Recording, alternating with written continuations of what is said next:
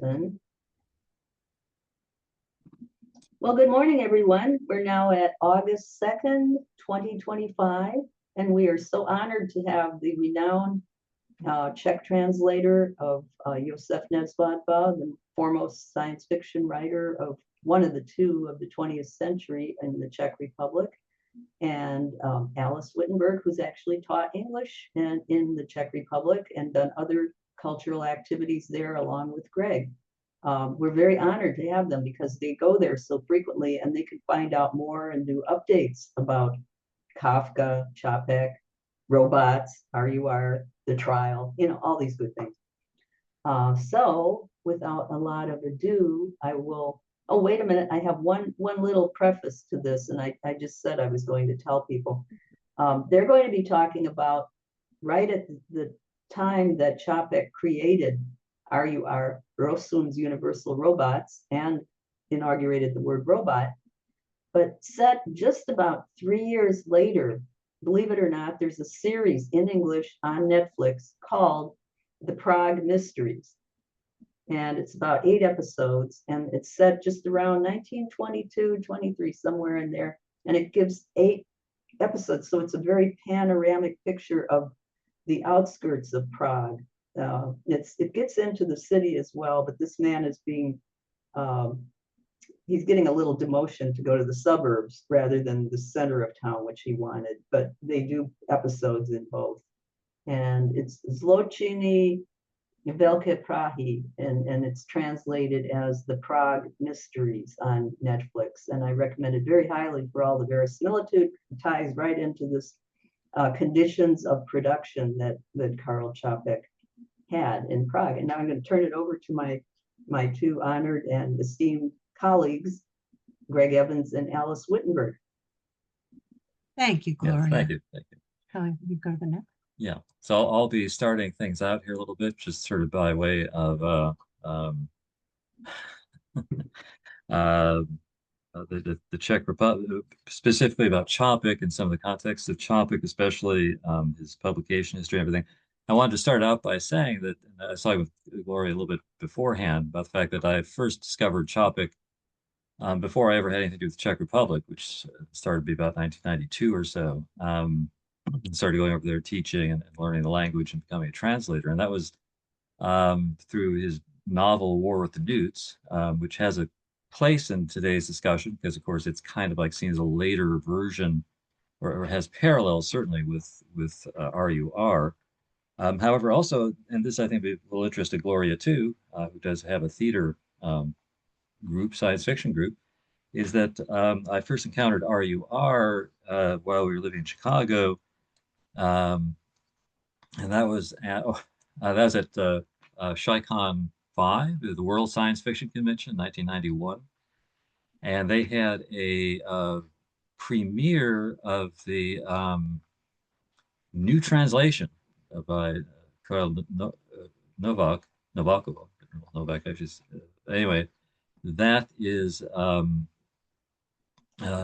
much was made at this convention of the fact that this was the first translation, might have even been the world premiere of that translation, because it's the first new translation in 70 years, and so I dutifully went to see it just because I knew Capek and I liked Capek from War with the Newts. And I mean, and I will say just as a note about the play, I mean, the play impressed me. It did seem obviously very intelligent, very sophisticated. I've since come to learn that, of course, Capek was had been a philosophy student, and a lot of his reading of Hegel and John Dewey and the American Pragmatist and everything is actually reflected in the play. I didn't know all that at the time, but I could see the sort of sophistication there, although I did find it a little melodramatic. I think everybody finds the little soliloquy by Alquist at the end to be a little bit melodramatic, almost kind of 19th century melodrama. But anyway, so that was that made me say that it's the Mobius Theater, the group that put it on. I've since learned, going back looking at the program notes from that 1991 World Science Fiction Convention, that there's a Mobius Theater in Chicago, which has been around since 1976. Gloria, have you ever heard of them? Because yes, I have. I went to SciCon 8 and a couple of years ago. Yeah, And they were there, I think. yeah, they've been putting on productions, and they still are, since 1976. So I found that interesting. But also, I was curious about sort of the translation history of RUR, given that I was seeing what I think what I remember was the world premiere of the new translation, and it had been so long since there'd been a previous translation, and the previous translation was seen as being a flawed, not the translation itself, but the sort of way it was published and staged. And there was exactly two. The sort of the interesting thing was that there was two editions that were published in 1923, and one in England that was at Oxford University Press, in the United States was by Doubleday Press, and that was pretty much all that there was. Those were reprinted some number of times, but there's no real new editions. But until the 1960s when Oxford did the paperback, and however, I then went onto the Czech National Library, Národní knihovna website, and went to their card catalog to get the history of the publication history of RUR in Czech. And there you get Can't you type it right? Excuse me? Oh, sorry. Shoot. So this is from the Národní knihovna, which is up here, the database of the Národní knihovna. And you can see the first publication here was, let's see, move this a little out of the way. Yeah. Within 1920, that was the first publication. You can see it's being new editions are coming out. You can see the little book covers here. These are not just reprints; they're actually new editions. So you had 5, 6 editions coming up until that goes through 26, and then 29, 31 as you go to the side here, and just being regularly published. But then a little interesting thing here with the history. 1940 was the last time it was published till 1946. You suddenly have and of course, that was during the Nazi occupation. Nazis occupied Czechoslovakia in 1939, and it took a year or so to get complete control. And then nothing else came up. Then the war was ended. The 1946, 47, 2 editions come up very quickly. But then you don't get anything until 1956. And there again, history is intervening in the form of a sort of Stalinist, that was a very intensely Stalinist period in Czechoslovak history, as the communists were both consolidating power, but also they were in that Stalinist phase. And Čapek had a very, they weren't, that phase, communism, the Čapek was not being well published, let's just say. I don't know the exact status of it, but then there was the thaw that started in 1956, as far as publishing was concerned. And there you see it right away being published, and then 1958, and then we can sort of go on here, 60, 66. Those are all large editions, 83, 88, and those are 20,000 word editions. I just want to make one comment here. When Čapek had a book of short stories published or his early short stories were translated and published in the United States in the early 2000s, the New York Times reviewer said that Čapek had not been published during communism, that young Czech writers barely even knew who he was. And this is the New York Times reviewer. Well, she was going on some kind of mythology, because actually Čapek was extremely well published. Past that initial few years, was extremely well published under communism, and was all his works were, except maybe his essay "Why I'm Not a Communist." I don't know. That one might not have been so. That one might not have been so published, and then we move into the period of time after you can start to see the 2000, the 1990s. A couple interesting things here is you can start seeing 2013, 2014, there's suddenly a lot of editions. I think that has to do with the fact that the copyright had expired, 75 years since Čapek's death. I believe that's what was going on there. And then up to the current day, now here we're starting to get some critical works coming in too. I will add that they did a cartoon version of RUR in the late teens and the early 20s. There's a graphic novel version. But the one I wanted to point to right here, just as a little interesting side note, this is was a number 4 here. That's the Světová premiéra RUR. It's the world premiere of RUR, Čapek's drama in Hradec Králové. That's a little book that came out. 100 copies were printed, was published in Hradec Králové. That's a city in northeast of Prague, maybe 100,000 people, and that was where the world premiere of RUR happened. And I just got the table of contents here for it. That's contents, and then you can see here introduction and Karel Capek and Hradec Králové. Then that's the world Hradec Králové world premiere of the play RUR in the year 1921. This is just give you a little bit of a performance indication of the performance history from a particular point of view of RUR. Here's the second amateur production in the year 1939. The first professional production, again, 1959. And then this last one is for the time being, the last presentation at Hradec Králové in 2005, and conclusion. So anyway, that's just sort of a quick look at the publishing. Regarding the performance history, I've never seen RUR.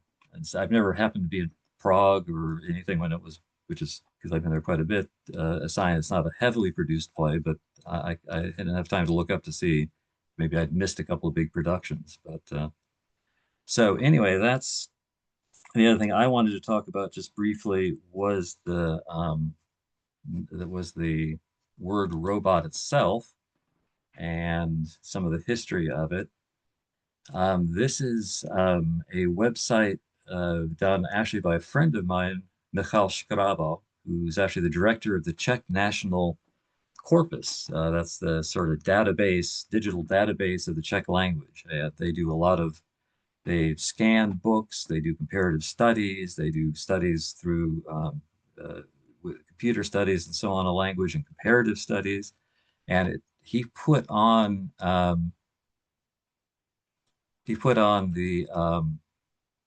at the 100th anniversary of RUR. Gloria has a question. Oh, okay. Gloria? She's muted. Oh, Gloria, you're Could muted. you spell that name of that man who did this cartoon? Oh, Škrabal. Yeah, that's Michal, Michal, and then Škrabal. That's S with a hook, Krabal. Okay, got it. And as you can see, if you go on the web page, because this is all in Czech, so it's a limited help, but you can start to see all these different. If you click on the different language here, you're going on in Finnish. If you want to know what the word is, you can. And he takes little excerpts of from dictionaries, like a Czech to Finnish dictionary, to see how, or plus from a Finnish dictionary itself, to see how they handle the word robot. And he does that with English too, as you can see right here. And that starts to give us a little bit of an idea of the nature of the word robot. Now, robot is actually of an old Slavic, very ancient Slavic, history. It goes back to the early Slavic languages. There's a Rab, and then a Proto-Slavic, and so on. And that's actually I shouldn't say Proto-Slavic, but early Slavic. So it has very deep Slavic roots, the word. And you can see here, the interesting thing is that it just sort of means work. And if you go back that far, it has a sort of general meaning of work. But then it started to take on a kind of medieval, in feudal times and everything, a kind of statutory labor, not robot, I should add. But anyway, well, first I'll get to the English. So here's a robot. You can see right here. You can see this is a Czech to English dictionary from 1957, and you can see it says robot, and then it says oh, and then Člověk stroj is a man machine. And they also translate interestingly as a signal, automated signal at an intersection. And I see John has a question. John? He's muted. Oh. Yeah, I just wanted to show people this charming fellow is the Golem of Prague. Oh, the golem. Yes. And he's not exactly a robot, but he's not exactly not a robot. So No, Capek said afterwards, I've written the golem story. Oh, really? Apparently, yes. Wow. Thank you. Thank you. Hey, Stella. Hi, Stella. So yeah, so robot again has a I. what- Sorry. Okay. you can go into, oops, I'm sorry. I jumped ahead there. Yeah.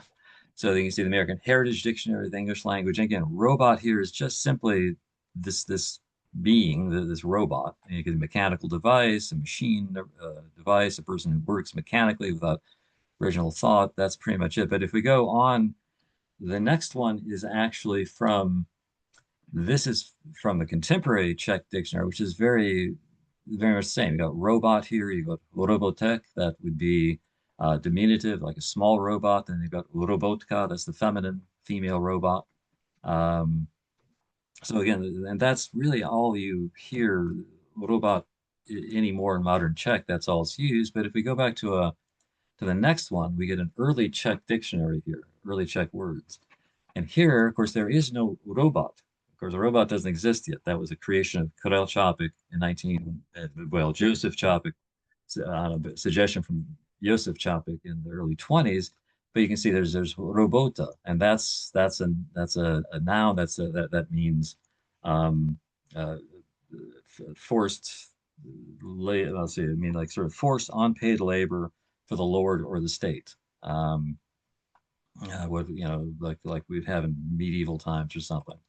And you can see all kinds of words coming from it. The interesting thing that are related to it, but also there's the adjective robotny. But the key thing here is robotnik. That would be or robotnicia, which is the feminine version. That's a person who is doing this kind of labor. That's the normal way you would delineate the Czechs would delineate or perhaps decline that kind of a person that's doing robotic work. So the term, when Capek uses the term, he uses in Czech robot, that's unusual. That's because he's imagining a Czech company or an American company or an English language company that's manufacturing robots. So that's one interesting thing. The other interesting thing is that there's actually a verb that means robotovat, to robot. And that just means here to, is given as definitions to work, pracovat, to work. But of course, that's something that's also disappeared in contemporary Czech, and it had already disappeared by Čapek's time. And certainly, but you could actually ask, oh, I was roboting last week. In fact, here's another example from this is another thing that actually Michal Škrabl is involved in. This is from the Czech National Corpus. That's where they do comparisons of, you can look up a word. In this case, I looked up the verb for robotovat, the verb to robot, and to see how it's being used and translated from contemporary Czech. And you can see here the texts. These are historical texts. The bottom two are like historical texts, and they're being translated. You see, robotovat means translated as labor service. Here, this is being translated as subject labor. I did find one novel translation from the Bosnian-Herzegovinian novel by Ivo Andrić, who is a well-known writer. Even our children will have to do forced labor. It's translated, but here you can see, Ještě naše děti nebudou robotovat. But again, that's forced labor. That was 16th century novel describing a sort of forced labor situation. So I thought that was a little bit interesting. The verb form, that there's a verb form as well. A bit pedantic, but maybe interesting. So anyway, I think that's it for my first little presentation here. Now I'll turn it over to Alice. Well, now we're going to do something completely different. Has to do with Karel Capek's relevance to the world today and to the world of his time because of the way he dealt with issues of technology and the working class. And in last month's hard science fiction Zoom presentation, Professor Tosi Degbija gave a talk called When AI Gets Out of Hand. And at one point he mentioned RUR and the revolt of the robots as an early literary exploration of what can happen when technology goes against the needs of its human creators. Most of his talk, however, dealt with AI and its shortcomings from a more technical point of view because he's an engineer. So his talk was highly relevant for people who write hard science fiction. Yet I think that the social consequences of new technological developments can also be important to writers of science fiction, and Capek showed that clearly in RUR. In a recently published MIT Press book, RUR and the Vision of Artificial Life, which contains a new translation of Capek's play and a selection of related essays, there's an essay by Julie Navakova that clearly makes the point. In It Wasn't Wrong to Dream, the Paradise or Hell of Our Jobless Future, Navakova acknowledges that the play gives us a prescient look at artificial life and the possibilities of an artificial mind, but she says there's another theme that's less obvious, but, quote, increasingly relevant in the current world and closely tied to the robotization of the workforce, the loss of demand for human work, end quote. Navakova notes that a 2017 Oxford University study came to the conclusion that almost half of all jobs in the United States, and probably in most of the developed world, are at high risk of being automated out of existence, especially office, service, and sales work. She says some places already have a problem of mass employment, and she cites an article that appeared in The Atlantic in 2015, which begins by talking about the devastating impact of deindustrialization on the city of Youngstown, Ohio, and the resultant unemployment. I was living in Youngstown in 1977 on the day that Like Youngstown announced that the Campbell Works would be closing, and I remember the stunned disbelief the news brought to the people of Youngstown. What happened afterward involved the loss of 50,000 jobs and the resultant loss of half the city's population. The destruction of the steel industry in Youngstown and the deindustrialization of other Rust Belt cities was not a result of automation or technological change. So what does that have to do with science fiction, you might ask? It's the consequences of deindustrialization rather than the process that's relevant. Our society is now faced with the very disruptive problems that artificial intelligence presents, and job loss is going to be one of them. In her essay, Navakova mentions one solution to the problem of mass unemployment, which is what Capek was portraying in his play: the Universal Basic Income, or UBI, which is a kind of unconditional monetary grant allowing people to meet their needs without working. She says there are many studies that try to determine whether this would be a good thing or a bad thing for our society, and she cites science fiction as, quote, one more way to explore the impacts of UBI in the long term, end quote. Science fiction, she says, can become a kind of sandbox, allowing us to imagine the outcome of everything from Capek's robots and their fallout to any other means humans might use to bring about major social change. Navakova says she thinks science fiction should try to focus more on the future of work and possible solutions to technology-driven unemployment, but she does cite some examples of novels and series that have done that. She claims that the Star Trek series presents a rather utopian vision of a future society in which food replicators and other technology meet people's needs, though it does seem to me as though the crew of the Enterprise have very highly skilled and complex jobs. But she also cites novels that portray a more dystopian view of the problem, as well as a series called The Expanse, which she says presents a rather ambiguous view.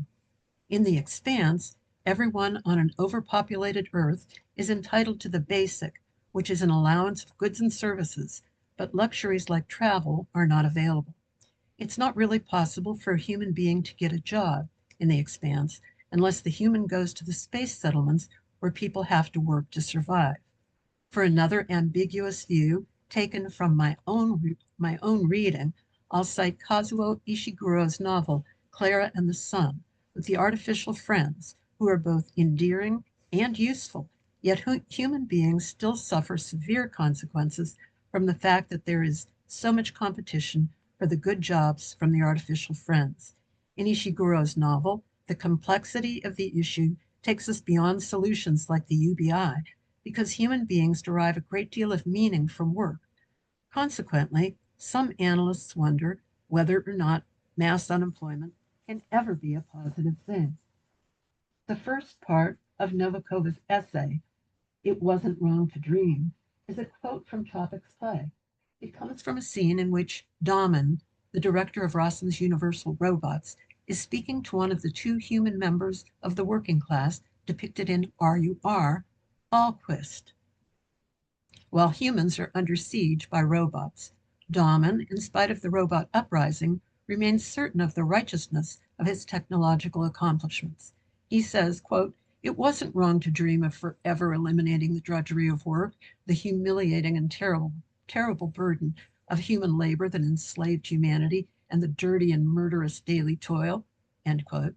To this, Ahlquist quickly replies, quote, "That wasn't the dream of either of the Rossums. Old Rossum cared only about his godless abominations, and the young one only about his billions.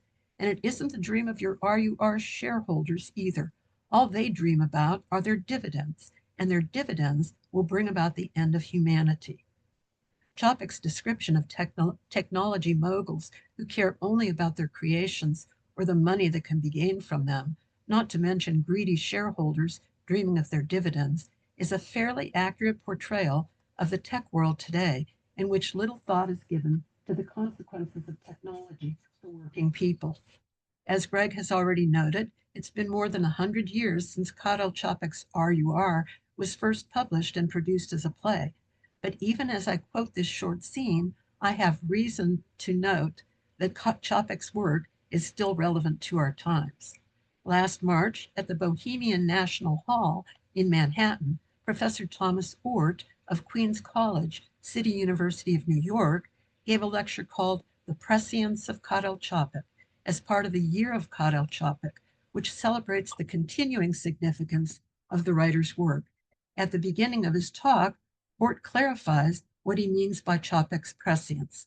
Not that he was clairvoyant or could see into the future, but that he identified, quote, "durable trajectories in modern culture," end quote. Oort adds that Čapek was able to do that because of his, quote, "incredibly astute observations," end quote, of culture and life in the 1920s and 30s, both in Europe and around the world. Oort, I should say, is the author of Art and Life in Modernist Prague, Karel Capek and His Generation, 1911 to 1938. So he's very familiar with this period of European history. Oort notes that the eponymous Rossum's Universal Robots is so successful in the world of Čapek's play because businesses everywhere are eager to replace, quote, "expensive, unruly human laborers," end quote, with much cheaper and more tractable robots. As a consequence, these companies make huge profits, and the resultant massive unemployment for the human population leads to social unrest. Oort calls Damen, Fabry, Bussmann, and the other managers and engineers at RUR the tech bros, and comments on their similarity to Elon Musk, Jeff Bezos, and other tech billionaires today. He says they preach a techno-utopianism that calls for people to be liberated from hard work and allows people's needs to be met for free because robots will do all the work. But things don't work out the way the tech bros imagine they will. And Oort notes that violence occurs as workers try to destroy robots and robots fight against workers. But what Oort calls, quote, "the most ominous development of all," end quote, takes place when the robots begin to develop a sense that they have needs and interests beyond those of human beings. He adds that, quote, "they develop, in short, a robot class consciousness," end quote. It is after the robots become aware that they are being exploited that they revolt against humans. According to Oort, Čapek wasn't really concerned that machines would take over humanity. Instead, the revolt of the robots is mostly a metaphor, quote, "for the way workers were treated in early 20th century Europe during a time of largely unregulated capitalism," end quote. Čapek was concerned that if workers were treated as cheap interchangeable parts, they would rise up and fight against such treatment. In this way, Ort says, the play is a warning against the continued possibility of events like the Bolshevik Revolution that began in 1917. Capek also would have witnessed the German Revolution of 1918 to 19 and the general strike in the Czech lands in 1918, which had led to the deployment of military troops against the workers. That general strike was in part a rebellion against the fact that food and other goods were being exported from the Czech lands because of the war, thereby depriving people of the necessities of life. That strike is now considered to be one of the things that led to the formation of the Republic of Czechoslovakia. Nonetheless, according to Ort, though Capek cared about the needs and treatment of working people, he didn't want to see violent disruption of the social order. As Ort notes, Capek was a skilled observer of his times and undoubtedly knew about the harsh living conditions many working people endured. But he also would have likely learned about the ways that technology tended to worsen their lives. In the AI Con, which was published this year, Emily Bender and Alex Hanna note that workers have had to deal with displacement via automation since the beginning of the Industrial Revolution and have been fighting against it for just as long. They talk about the Luddites as one of the first movements to do this, and though we associate the term Luddite with someone who refuses to adopt new technology, the reasons behind the movement were much more complex. In the late 18th and early 19th centuries, in England, power looms were being introduced into textile factories, as a result of which artisan weavers who had gone through long apprenticeships were in danger of losing their jobs. Many of them did. Those who remained had to work under much worse conditions, which included 13-hour days. The Luddites were workers who rebelled against this loss of a way of life. They went into the factories at night and destroyed the new power looms. Though the word automation wasn't invented till the late 1940s, the Luddites were clearly fighting against what we might call automation. And here on this slide, you can see a plaque that's in one British city where there was a Luddite uprising. It indicates that in 1812, workers smashed looms. And as you can see, 4 of them were hanged and 9 were transported to Australia for 7 years. So those bourgeoisie really took the Luddites seriously. In Atlas of AI, which is not quite as up to date about new technological developments as the AI Con, because it was published in 2021, but it nonetheless gives a great overview like a true atlas. Kate Crawford also talks about the history of workplace automation. She notes that Charles Babbage, who was the inventor of the first mechanical computer, was also interested in automation as a way of streamlining jobs and making them more efficient. Note that William Gibson and Bruce Sterling's The Difference Engine, published in 1990, is a steampunk novel that imagines computerization taking place during the early Industrial Revolution, and it's focused on Babbage's invention. According to Crawford, Babbage had a largely negative view of workers, and he saw labor's role as negative overall. He focused on the ways that workers might fail through lack of discipline or acts of resistance. Note his concern about labor unrest, to perform their jobs as precisely as machines do, and he viewed labor, quote, as a problem that needed to be contained by automation, end quote. One of the first places, surprisingly, to implement the mechanized production envisioned by Babbage was the Chicago meatpacking industry of the 1870s. The hapless animals that were transported by train to the stockyards, and this is a picture of the stockyards from 1943, but I think things were pretty much the same back then. These animals were slaughtered, and their carcasses were carried by a mechanized trolley system to the places where they would be butchered. This came to be known as the disassembly lines. Henry Ford's moving assembly lines in the early 20th century were inspired by the disassembly lines of the meatpacking industry. And around that same time, Frederick Winslow Taylor was using stopwatches to time workers' movements and come up with ways to micromanage the activities of human beings. In Atlas of AI, as she reviews the history of automation and AI, Crawford says she's less interested in whether or not robots will replace humans as she is in, quote, how humans are increasingly treated like robots and what this means for the role of labor, end quote. Having lived to see at least some of what Babbage, Ford, and Taylor proposed, Capek seems to have been inspired by this concern too. As a supporter of the 21st century union movement and member of the National Writers Union, I'm very concerned about workers being treated as cheap, interchangeable parts, and I'm concerned about what the consequences of such treatment might be. I believe that working people need to stand up for themselves, need to find ways to have their demands met, and strikes are often necessary. Strikes cause problems for society, for example, disrupt transit and commerce, which is why they're so effective. And though workers don't have to deal with robots like the ones Capek envisioned, we're currently in a kind of technological turning point as AI is introduced into more and more segments of our society. AI is a particular concern for writers like me, and perhaps like you, and even screenwriters are now worried about losing work because of AI. This was one of the major issues in the 2023 Writers Guild of America strike.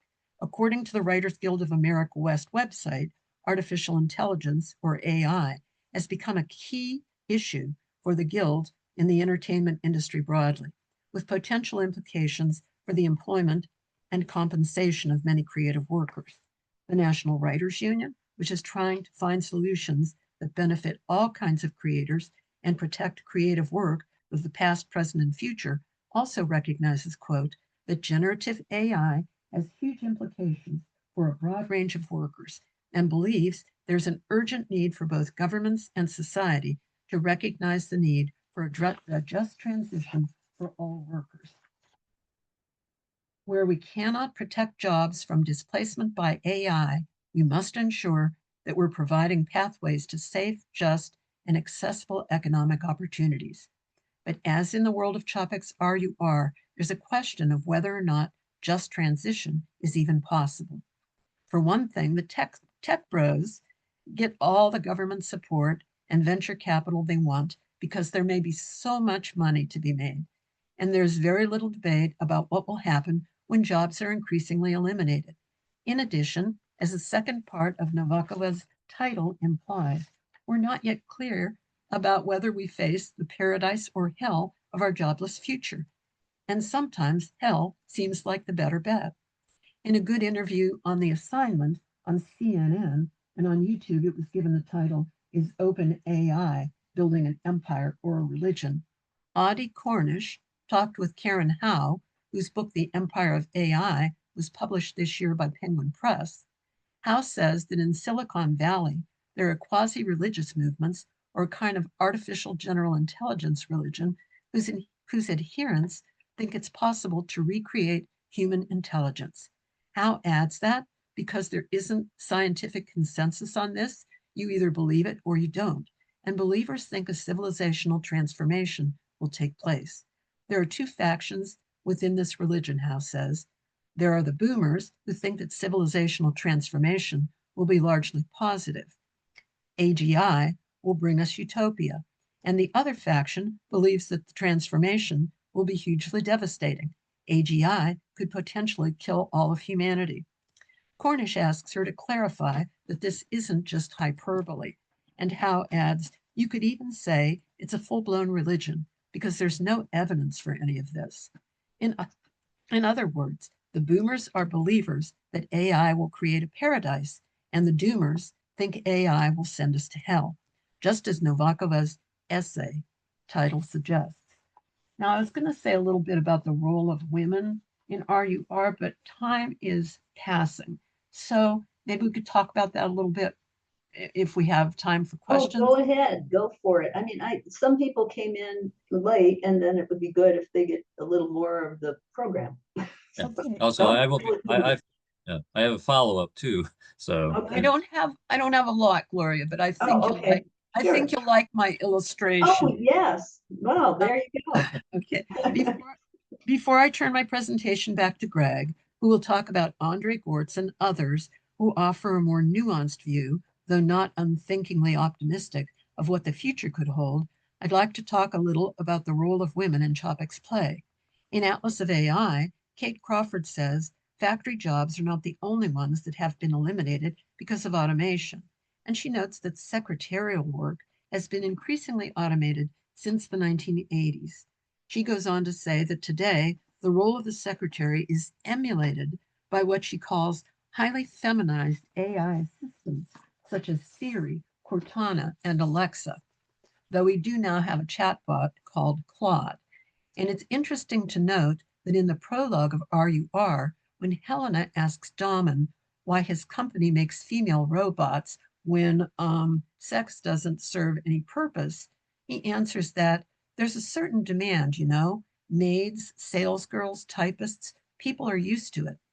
There's nothing surprising about this kind of stereotyping, and it's a social commentary rather than a comment about Čapek's own ideas.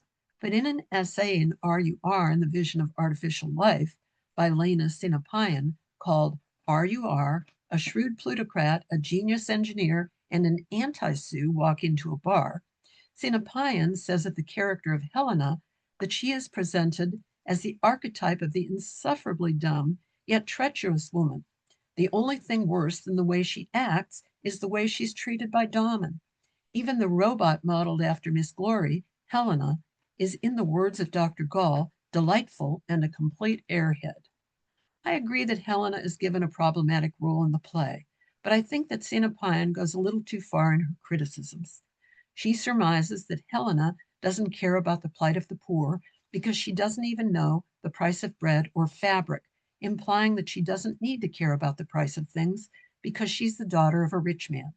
Then Sinapayan makes light of the fact that Helena came to RUR as a member of the League of Humanity, which intends to liberate robots. And yet this play was written at a time when women of the middle and upper classes became interested in providing social services to the poor. We're concerned about reform, and we're politically active, like the founder of Hull House in Chicago, Jane Addams. Addams called on women who had money and leisure time to become active in the affairs of the cities in which they lived. I'd like to think that Jane Addams would have been part of the League of Humanity and concerned about the plight of RUR's robots. Having said that, I wasn't really very impressed with Helena's willingness to put up with Daman's overwhelming and forceful treatment. And I think there's some truth to Sinapayan's criticism that, quote, Helena is a plot device more than a character.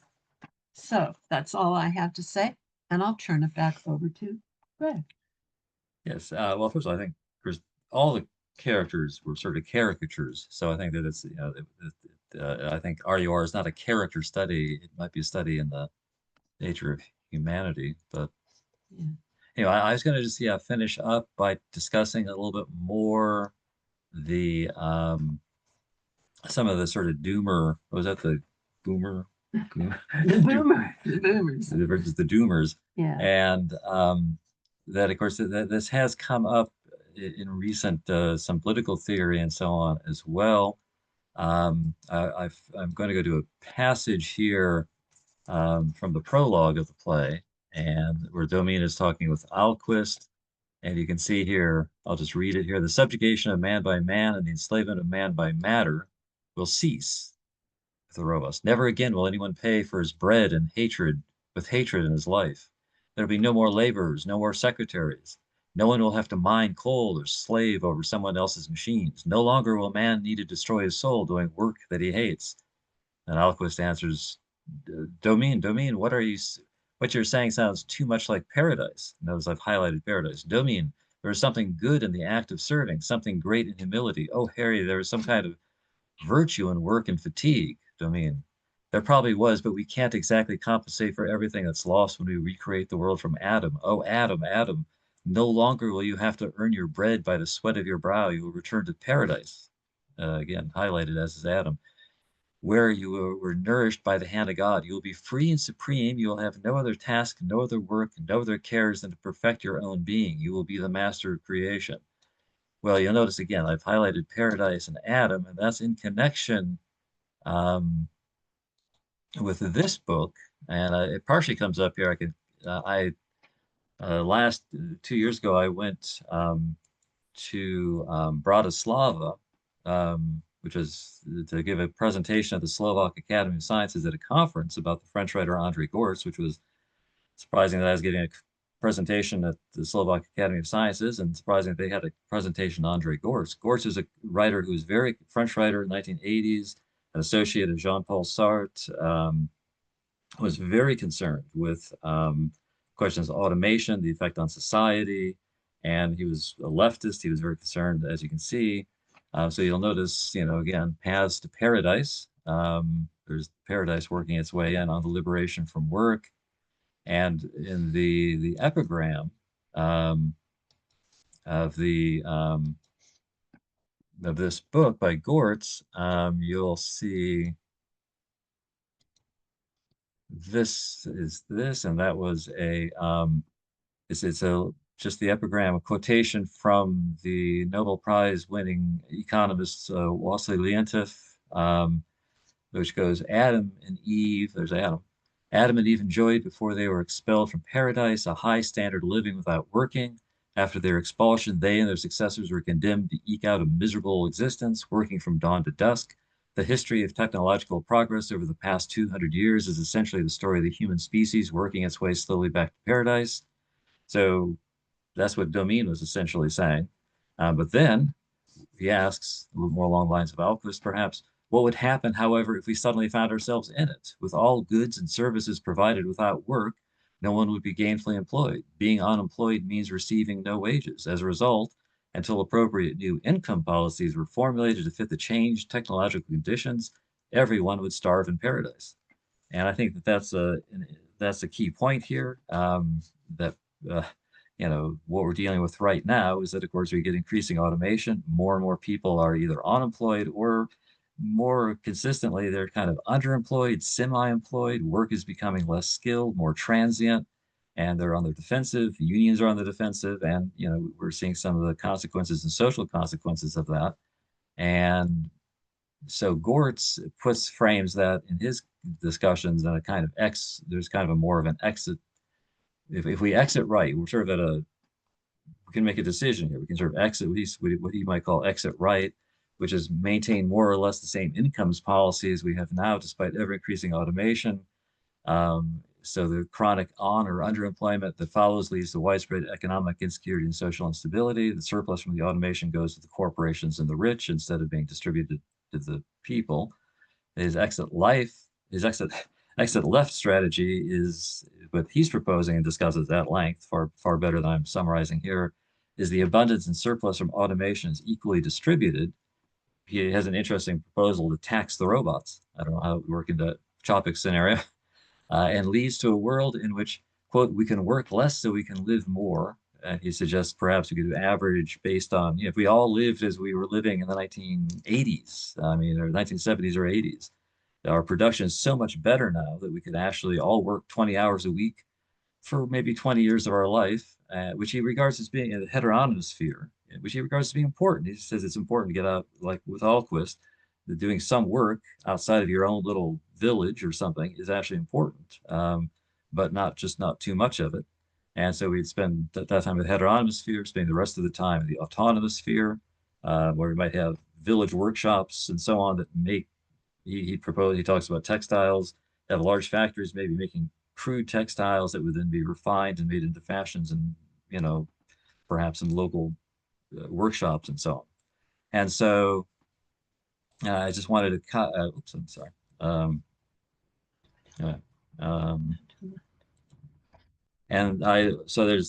You've got course. I also want to just finish out by saying that, Capek had a very dystopian view. There was a sort of a contra trend to that, and one that was partially represented by the figure of Karel Capek, a theorist, kind of an Andre Breton figure in Czechoslovak culture of the 20s and 30s and 40s. But he was a distinct leftist, associated with, although not necessarily quite a member of the Communist Party until he was sort of, that all sort of fell apart. but he developed a movement right around the time that RUR was being done called poetism. And they sort of extolled the virtue that they talked about the great potential of technology and even almost the poetics of technology. And so he declared that it was poetry's role to capture not the 6 days of work, but the seventh day of the soul, that hard work and labor was still necessary in the machine age, but we must now also increasingly turn our attention to the leisurely, jocular, fantastical art of living after work, that this poetism, this art of wasting time, had a goal of making life into a grand amusement park. And here you can see, this is my translation actually of um, sort of semi-translation of their publications masthead, and you can see, circus, movies, clowns, modern prose, Marxism, technology, fashion, film, art, constructivism, poetism, machine aesthetics, sport, the building of the city, photography from the four corners of the world. So again, there's this very positive thing. They weren't denying, they're Marxists, they weren't denying the very negative aspects, and some of them had indeed written that about that, but still they were trying to sort of create this new culture, this new forward moving thing. And I'll conclude by just reading one little thing here by the poet Jaroslav Seifert, who another Nobel Prize winner for poetry, for literature in 1984. It's called Harbor. It gives you a little sense of it. And I'll just do the reading. The anchor. To the end with still the most beautiful hope, the dead oyster rises up to the boat. The helmsman, to amble through Marseille in the evening on his boots still the mud of Singapore. The ship, on the riggings of the mast between the lanterns, a parrot and a monkey thought they were at home. Night, a soldier and girl remained alone in a cafe. The bottle cast the shadow of the Emperor Napoleon. The propeller, when everybody had left to dance from the depths, the water lilies set out to sea. Cranes and grotesque giraffes went in long lines to sleep among the palms of an unknown land. And again, they had a lot of emphasis on, but again, it's a mixture of technology and things that it could offer you, this trip to other places and so on, as well as some of the grittiness that this would be fairly typical of their approach. And so I just wanted to offer that up as a little bit of a utopian-ish contrast of the time in Czechoslovakia to some of Čapek's dystopian, although Čapek arguably has been more prescient. I would Yes. It's been more dystopian than utopian. And that's all we got. Well, we want to thank you. This was, some people didn't get the full talk, and for them, I want to say you can get the rest of this wonderful full talk as soon as I get it uploaded to YouTube, and I will send out the link to this talk to everyone who registered, not just those who actually attended. And that's one note, because I noticed some people for one reason or another couldn't get in to catch the beginning. But now I would like to open it up to the floor for questions. Do we have any questions? You can speak them. I don't think I saw questions per se in the chat.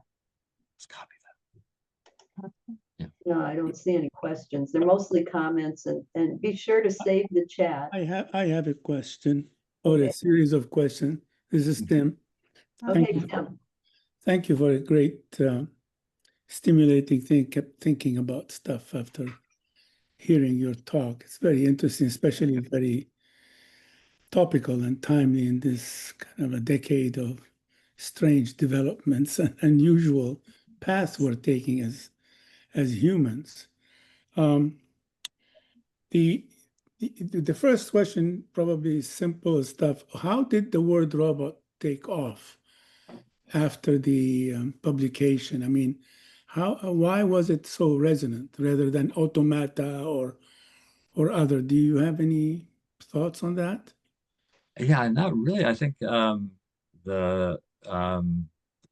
suppose it was short. Of course, I guess it was the play. I guess it phonetically it appealed to English speakers, and that's partially what I was trying to say. I think that the Čapek had some sense. The company was an English company, so and Čapek did speak English well. So I don't know if he already had was thinking internationally about the play. He wasn't that well known of a writer at the time, but I think that I think that the sort of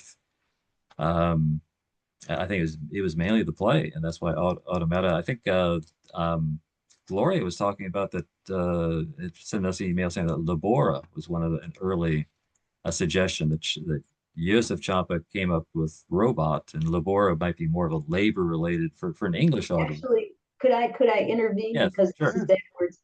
Actually, it was Karel.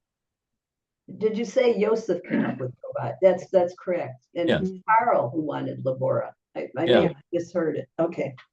Yeah, that's the way it was. And so I think that I guess yeah, certainly for a Czech audience, robot means labor. I mean, so that was an issue for Czech audience. For an English audience, of course, robot, there's no meaning. It's a very Slavic word, robota, and so on. So I guess it sort of worked. It's a two-syllable, think of it. It's a two-syllable word. It sounds good. It's short, it's distinct, it's sort of different to explain this different phenomenon. So that would be my guess that it spread in.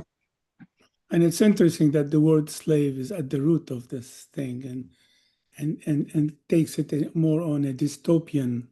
Yeah. Yes. Oh, definitely. Yeah. Rather than before there were automata, there was Leonardo da Vinci. He had sketches of some robotics, and there was a mechanical Al Jazeera, a Muslim thing in the 12th century. Oh, yes. Did a lot of incredible stuff that were practical, kind of like serving water and that kind of stuff. And the 9 years ago, I think, there was an incident that struck me very, very much. Some researchers in Canada developed something called, or constructed something called Hitchbot. Have you heard of that? No? Hitchbot, again, the word bot, it became an important diminutive to what we talk about robots and mechanical devices. And the interesting thing about this is that it was not a very active thing. It was a passive, almost like maybe 3 feet tall, 4 feet tall construct with a head that had, cameras and sensors and GPS location. And the idea was they put it on the side of the road and see where it would travel. People would pick it up, put it in their car, and go on and go on and on. And it was kind of strange. I mean, they tracked them. They went into Europe, in some Nordic countries, and they came back from Canada across the border over a year and a half and ended up in Philadelphia. And in Philadelphia, this Hitchbot was attacked, quote unquote, brutally and decapitated. And so the whole thing was, the city of brotherly love, decapitated this thing and all that. I saw it different. I saw it as a protest, like we see now against these driverless cars, Waymo and stuff like that. Yeah. And it's very interesting, but the media and people don't look at the negative mostly. I mean, there are, but not the popular side. I mean, when a Hitchbot is attacked brutally like this, they were saying, "Oh, look how bad." From the Canadian part, it was, "Oh, look how bad these Americans are, very violent and ungrateful, and they decapitated this thing." But I saw it as a form of protest, a violent protest. So it was a very interesting episode. That is interesting. Could you repeat what the function of the Hitchbot was? Oh, it was just to track. It was just an experiment from the engineering department in some university, Canadian university. They just tracked it, and they thought it was an interesting experiment until it happened, and they kind of lamented and they talked about it. The reaction was fascinating too. They reacted to it as a human being, ended its life. It was a very interesting episode. So could I make it a little more specific? It's a robot who hitchhikes. Is that what it was doing? Exactly. Okay, exactly. Yeah, who hitchhike passively. Yeah. Yeah. Okay, well, thank you for that. No, I had not heard about the Hitchbot. That was the news to me. And I see that we have a hand up from John Ryder. I was Yes. just going to say that I looked up that Isaac Asimov used the word robotics in a story in 1942, a story called Runaround, and that popularized that a lot in this country. Yeah, I think you're right with his 3 laws of robotics and Well, I think he had a large role, although although RUR was, of course, widely performed. It was a phenomenon in the world phenomenon in the 1920s. So I think that was but I think I agree. Asimov, of course, established it as the word in science fiction, definitely. Yeah. I think he also was very critical of Capek and wanted to take robots out of this negative frame, discursive frame. So I see another hand. Darian? Yes, I was thinking about the Star Wars series, and I haven't seen all of the more recent episodes, but it strikes me that all of the robots and verging on androids with C-3PO seem to be male. I don't recall any female robots in that series, and I wonder if that reflects a change in the social attitudes to robots, that they are non-human and therefore non-gendered. Just speculating.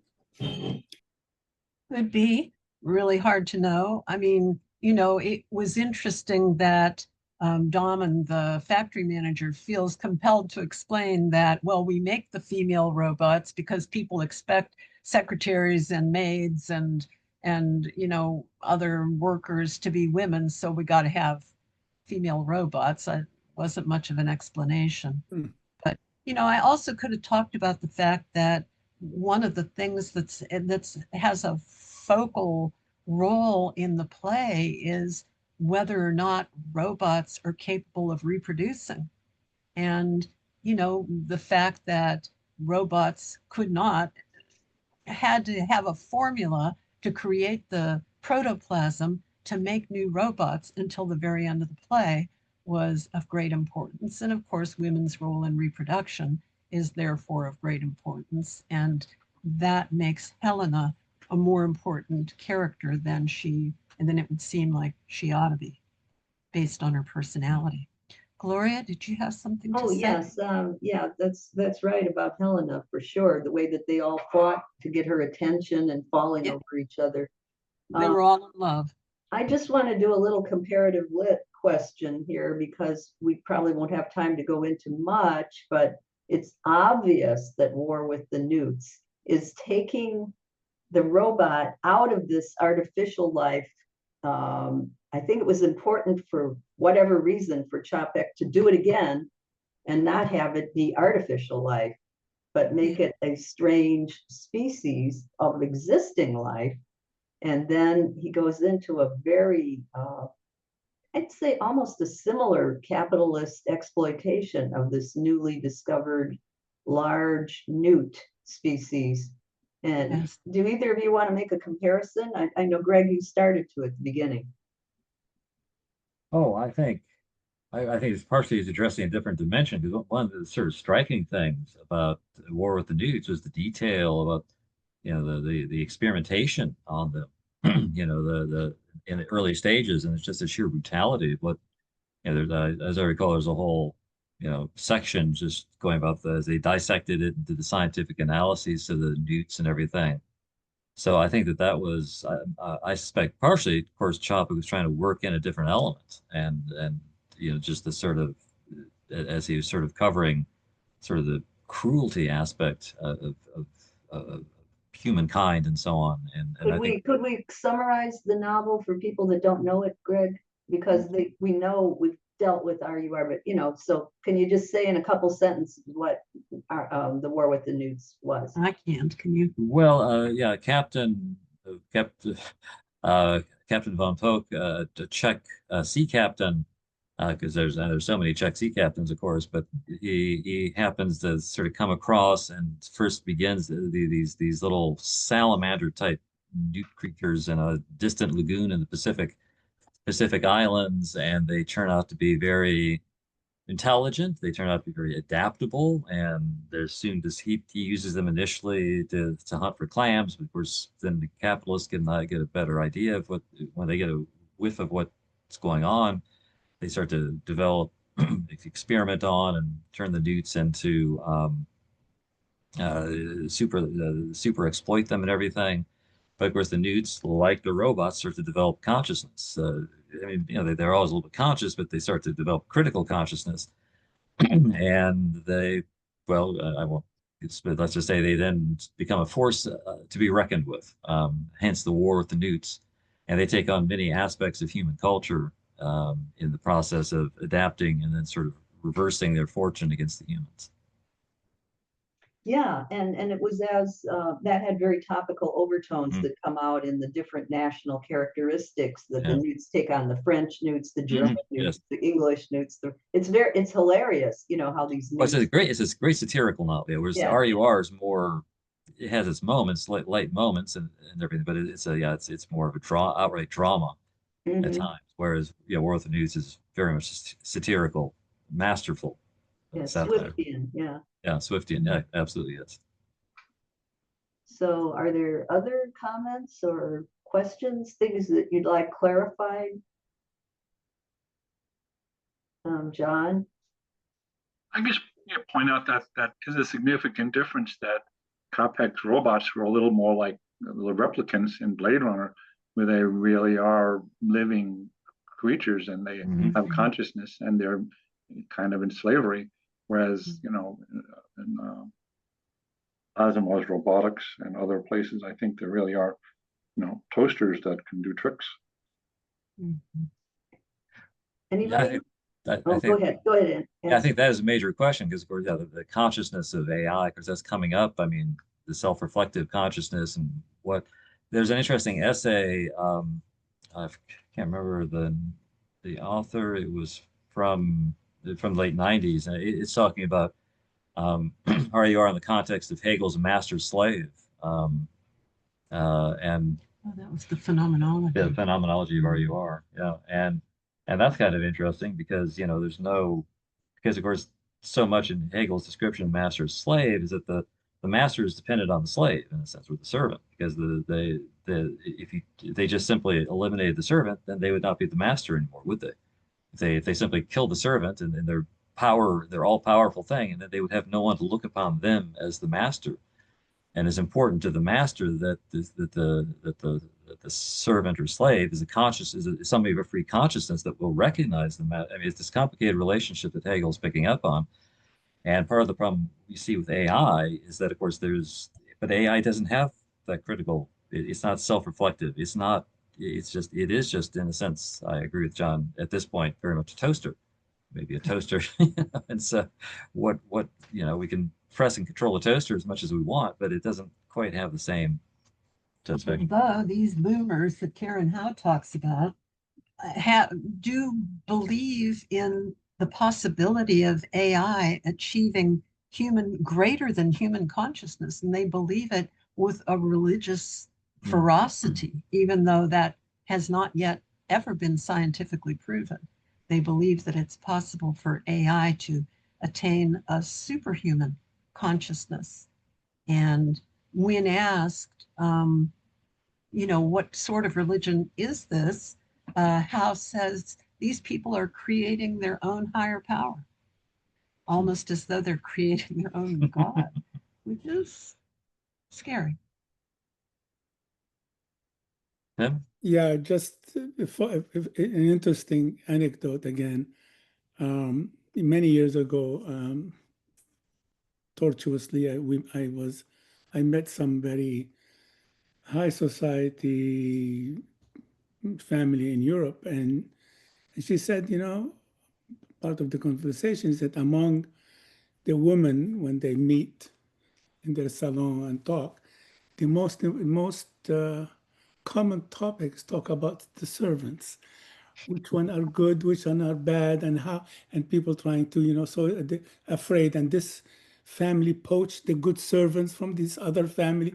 It was kind of fascinating to hear how it just tells me what you said again. It's kind of amazing. I'll go ahead. Go ahead. No, that's my point, and there's another follow-up thing after. Okay. I just want to say that's come up with Trump now in regards to Epstein and the whole thing about the woman that was working in a spa at Mar-a-Lago, and Trump said earlier, he said various things about it. He said that he stopped being a friend of Epstein because Epstein took the help.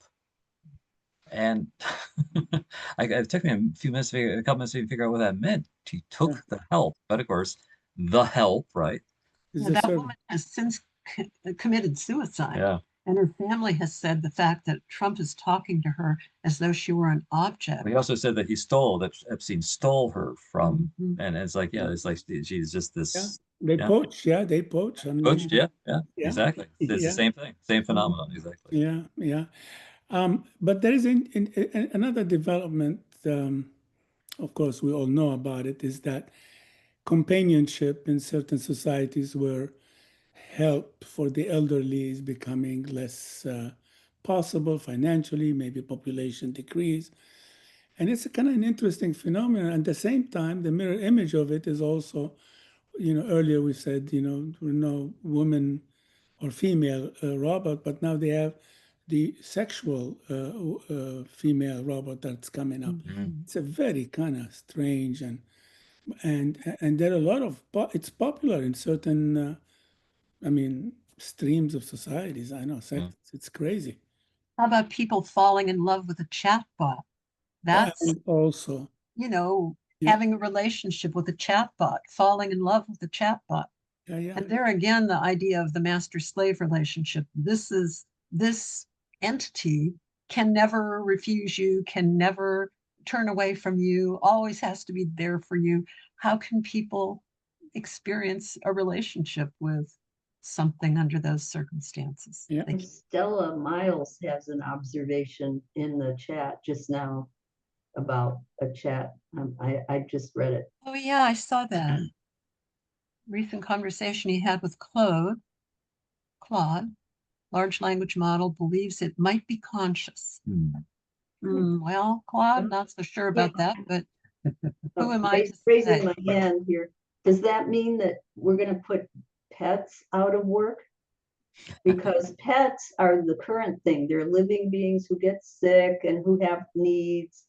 And Yes, yes. but they have that kind of unconditional love. I know in Japan, they are already having a lot of people who have these small robot dogs. And in addition to taking care of grandma with the robot, like what we call LPN or caregiver robots.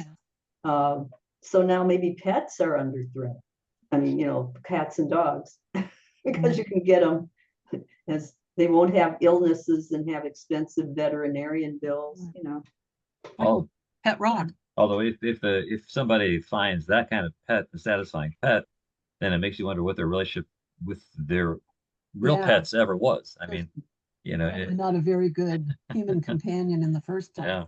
Well, there is that story in the Martian Chronicles by Ray Bradbury. I forget which name it was, but if you go into the Martian Chronicles about the old inventor whose wife and child died of some Martian virus or something. And because he's a really, like Edison level inventor, he just makes a robot wife and a robot daughter so that when, what's his name? I can't think of his name. The main character comes to visit him. He's cycling around visiting these scattered outpost homes of these people. He says, well, why is she still 16? Wasn't that 15 years ago? She was 16. Oh, well, Yeah. Yeah.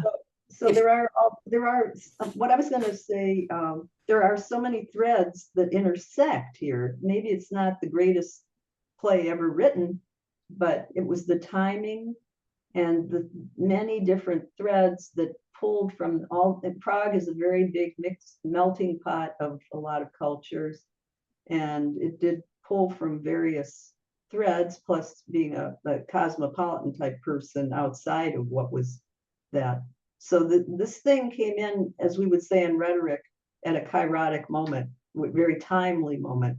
It might have flopped 10 years earlier or at another time, but it hit just that note when things were the efficiency movement, I think, was driving people crazy around that time. So, Mhm. Mhm. um, And it was a good play. I mean, it was a Chopek's best. It was a very early. He was really quite. He was what 30 when he wrote it. mhm. He's already established himself as a writer. I think War with the Yeah. News is ultimate, but still, and as I said, it seemed a little bit 19th century. It is more didactic. Of course, that's something that would have probably gone over better at the time. That sort of Mhm. philosophical didacticism was something that was a little bit more present in literature at the time. So I think even some of the things that we now think, oh, well, that's a little bit this or that. I think that at the time there was less reaction to that. And of course, it is a good play. I mean, it does I have. think, modernism was only getting recognized with Virginia Woolf in 1920, the same year, or about the same, maybe a year earlier than when RUR came out. So she said the 10 Commandments really for modern writing, and she damned H.G. Wells to hell in modern fiction, her long essay. And that's what created kind of the ghetto that science fiction now inhabits, because to her, more important than any idea or brilliant thing that the writer comes up is the conversations, love and death. That's it. And she didn't want to hear about it. I think she went through Oxford without ever knowing the word science or visiting any science lectures. So for her, forget all that. And why are you writing in this journalistic prose when you don't have deep, rich inner lives of your characters? So that's where everything really diverged with Virginia Woolf. And that's why I think when I was in college, H.G. Wells was not taught in modern British fiction. He just wasn't. I went up and asked the professor. And because that word modern was used far different. I kept thinking modern, well, a man who can project to the death of the sun hundreds of millions of billion years from now, how is this not modern? Well, that's not modern. A conversation between two characters is modern. In other words, a completely pre-Copernican view that centers humanity in the universe is considered modern, whereas the true insignificance of our planet in the big picture is somehow not modern. So it was a tour de force of a woman who forced a certain definition of modern into our culture, and it had as much effect as robot. And that's why Kafka went up, his stock went up constantly, because he fit that definition of modern, ambiguity, strangeness, and inner life, where Čapek was more journalistic in a way. Okay, go ahead. Yes, but Gloria, we are in a postmodern era now, and maybe that leaves more room for a didactic play. Well, I like to think so, but I don't see it. I see a lot of the modern ideas about fiction was already postmodern. In other words, Virginia Woolf was a postmodern. She was not for what is called modern thinking, objectivity, the reliance on technology and belief it would improve things. She was already postmodern. So I wish I could agree on that, but I think that if you look at what Virginia Woolf actually said, it's quite postmodern. So But also, go ahead. but also I think that, of course, obviously, for some of Virginia Woolf and her handling of characters, a lot of what's happened is is a very sort of characterization that's not really characterization. I mean, it's almost melodrama. It's characters, the old formula. I remember reading something, and that was at Science Fiction Eye many years ago. It was talking about how a certain um, New York agency in the 1950s had a sort of formula that they wanted their writers to write with, in which a character's got the classic thing. The writer's got a flaw. They work to overcome the flaw. They overcome the flaw. The story's over. It's sort of that's a kind of standard shorthand for it. And that science fiction, this was complaining. Sort of was complaining. Science fiction had increasingly taken up that thing, so it was focusing on character Well, more but than. Virginia Woolf, you have the formula of the leisure class. And the way I put it when I saw Mrs. Dalloway put on here in Tucson was the servants were like silent robots on roller skates. They came through, put down the tea, they left. And it was very quiet, and they walked like, so she had her own formula, but it was more acceptable because it was an upper class formula. So, this is this is where I don't want to belabor that. It's off the topic slightly, but that's where we got less acceptance for Karel Capek, and Kafka went up, up, up. And he shows no signs of being less than the greatest 20th century German writer. And by the way, before we leave, I want to say one word about I think it's a cultural Cold War wall in Prague between the Germans and the Czechs that doesn't need to be there, because the way that the disciplines are set up, you have Czech departments and German departments, but there's a lot of evidence, not, direct in letters so much, but lots of evidence that Karel Capek may well have met Kafka because of his wife being in the same literary circles as Kafka. And they used the same translator, Max Brod, for other things. He didn't translate RUR, I wonder why, but he did translate Capek's The Macropolis Secret. And he also translated Kafka's The Trial, I think, well, and a couple of his novels, and have to go back and check. So they were using the same man, and they did have separate German literary writers circles and Czech because of the language issues, but they were not as separate. And I think it would be good if we could get out of that silo, because this is one of those Forry Ackerman legacy things that I'm trying to do. He used science fiction to cross borders. He went all over the world to places that you weren't supposed to go during the Cold War. He introduced us to Hungarian editors and writers, Czech ones, East German ones, and to Japanese ones before that was fashionable. He went to Japan. So Forry in the 1950s, 60s, 70s, and even into the 80s was sort of the goodwill ambassador of science fiction, not as an imperial force, but we wouldn't hear of these people. He went to, and he'd find out about them, and then he'd publish things. There's this writer over in that country doing this and that. That's actively discouraged when you have a Cold War. It's actively discouraged that you even know the names of the cultural figures in the opposite countries, or say what's going on in the Middle East. You only want to know one side's culture, because there's not only a political thing going, there's a cultural. And I think finding that Prague is a real jigsaw that fits together and they're not totally separate is a big help in peacemaking.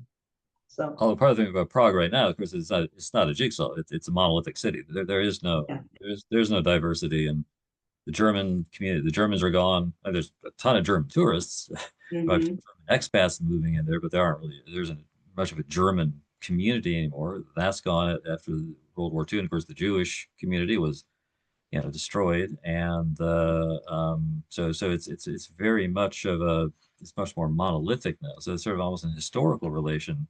And then, of course, and Kafka is certainly. I mean, I know when we first started going there, Kafka was listed in the Czech bookstores. There'd be Czech authors, and then who wrote in Czech and so on, and there'd be foreign authors. And it's just interesting. Like for instance, Capek now makes it into the Czech authors. Now Gustav Meyrink, who wrote the famous the famous modern novel of the Golem, and John was talking about the Golem, that maybe actually influenced made Capek himself remind him more of the legend at that critical stage. I mean, Meyrink is still, because he was like Capek, a German language author, but he's not. He would still be in the foreign literature. So it's kind of. But all that said, my uncle John Potacek, when he visited Vienna, he said about a third of the whole phone book was Czech last names in Vienna. There's a lot of intermarriage. There's a lot of intermarriage in Prague between Germanic last name people and Czech last name people. I really think that these study areas don't reflect how much intermarriage there is. I mean, we stayed with Dr. Ruckel. He had an Austrian name. He was the director of the Prague Planetarium when we were there. And Ruckel was, he's still there through the war, his family. And he was married to a woman who came from the previous director of the Prague Planetarium. I forget what her name was, but it sounded more Czech, And so they were happy. And there's Capek was married to a woman who was a German-speaking Jewish woman. And Kafka had an affair. His major love in life was Milena Jasenska, who was a non-Jewish Czech woman.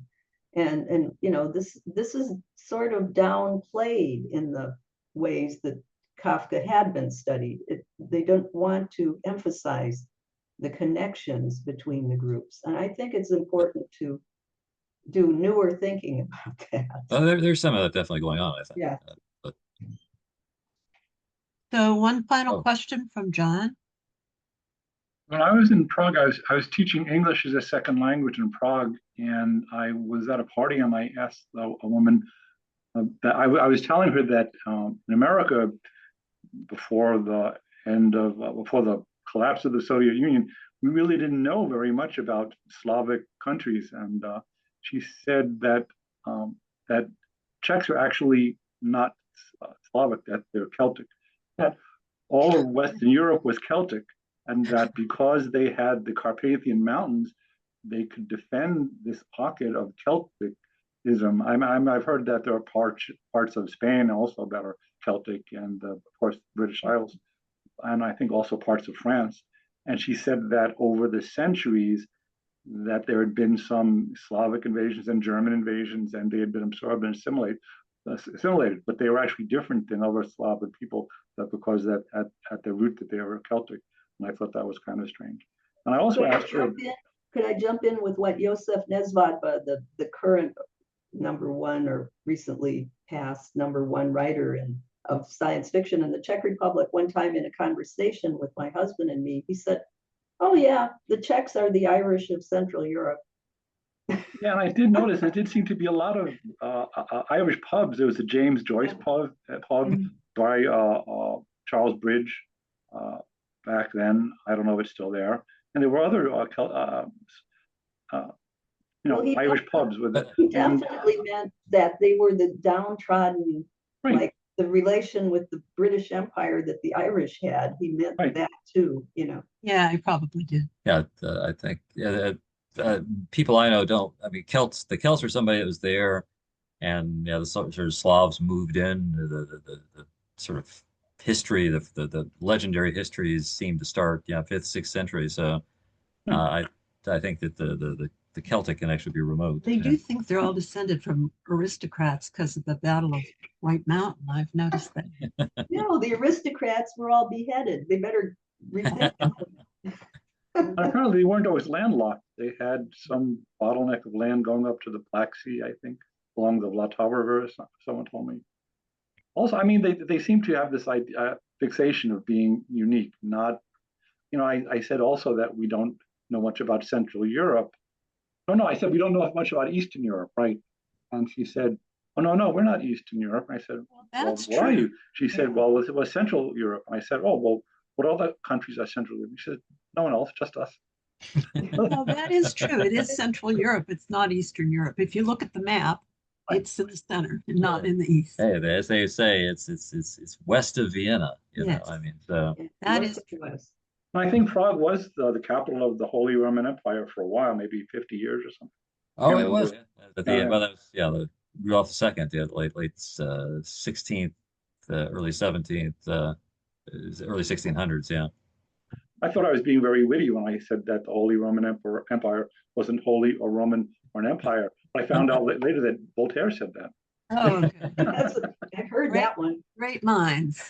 Well, this has been wonderful, and I hope that we can get another update on both Kafka and Capek when you come back from Prague. Maybe you can find out more about all those things and how we can bring them together, because I think this is one of the, what do you call it? The San Andreas Fault. It's a San Andreas Fault between German peoples and the outpost in the west of the Slavs. And if we can improve anything in relations there, it can only be for the better.